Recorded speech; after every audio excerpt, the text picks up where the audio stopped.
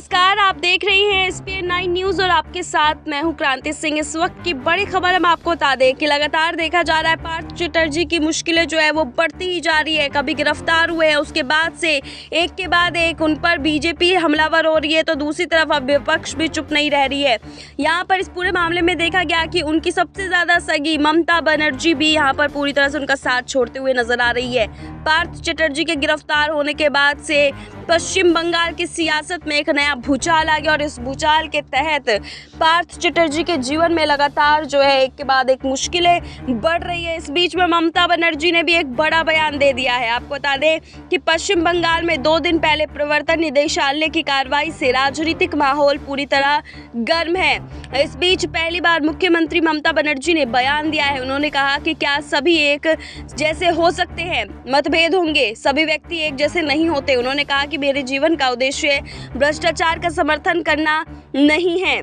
जी हाँ, ये सब कुछ जो है ममता बनर्जी कहती हुई नजर आ रही थी। आपको बता दें कि इन तमाम मुद्दों के साथ ही उन्होंने कहा है कि अगर दोषी साबित पाए गए पार्थ चटर्जी तो उम्र कैद की सजा दिए जाने में भी मुझे कोई आपत्ति नहीं होगी। तो यहाँ पर उन्होंने उम्र कैद की सजा को लेकर के भी अपना बयान दे दिया है कि अगर यहाँ पर पार्थ चटर्जी को उम्र कैद की सजा मिलती है तो भी ममता बनर्जी को कुछ भी फर्क नहीं पड़ेगा, क्योंकि वो यहाँ पर भ्रष्टाचार के खिलाफ रोकथाम में सहयोग करना चाहती हैं। आपको बता दें कि उन्होंने आगे कहा कि मैंने जीवन भर राजनीति की है, ये अपनी निजी फायदे के लिए नहीं की। मेरे लिए राजनीति ही जनसेवा है। राजनीति लोगों से प्यार करने और देश की सेवा करने के बारे में है। ये मैंने अपने शिक्षकों, माता पिता से सीखा है। ममता ने आगे कहा कि क्या सभी एक जैसे हो सकते हैं? मतभेद होंगे, सभी व्यक्ति एक जैसे नहीं होते। उन्होंने कहा कि मेरे जीवन का उद्देश्य भ्रष्टाचार का समर्थन करना नहीं है।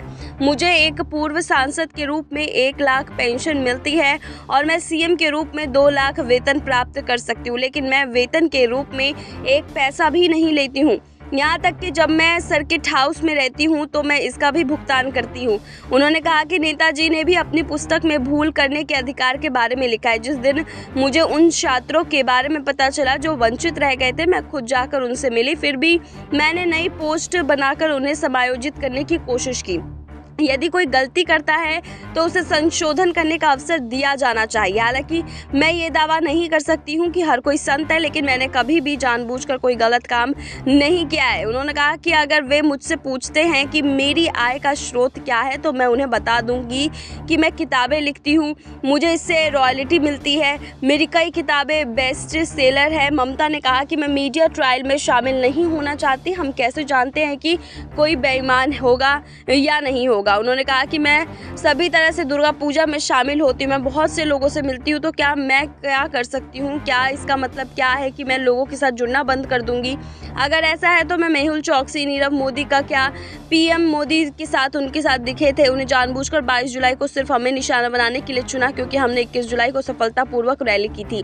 ममता ने बीजेपी को भी इस दौरान चेताती हुई नजर आई। ममता ने कहा था कि बीजेपी और CPIM द्वारा दुर्भावनापूर्ण अभियान चलाया जा रहा है। अगर आप मेरी छवि खराब करने की कोशिश करते हैं तो याद रखिए कि मेरे हाथ में भी चीजें हैं। मुझे एक क्षेत्र बताओ, एक संस्थान जहां लोग किसी एक को प्राथमिकता नहीं देते। वे बड़े पैमाने पर धन और भ्रष्टाचार के बारे में बात कर रहे हैं, लेकिन कहां? किसी भी मीडिया ने इसे नहीं दिखा। इस तरीके की भी बात करती हुई नजर आ रही है। यहाँ पर साफ तौर पर देखा गया कि वो पार्थ चटर्जी से तो अपना पल्ला झाड़ती हुई नजर आ रही है, वहीं दूसरी तरफ वो अपने बारे में भी कहती हुई नजर आ रही है। तमाम मुद्दे हमने आपके सामने रखे। क्या अब यहाँ पर उम्र कैद की सजा, ममता बनर्जी का एक बड़ा बयान अलग सुर्खियों में आएगा? और आपको ये बयान किस तरीके से लगता है, आप हमें कमेंट करके जरूर बताइएगा। फिलहाल ऐसी तमाम अपडेट्स के लिए देखते रहिए SPN9 न्यूज़।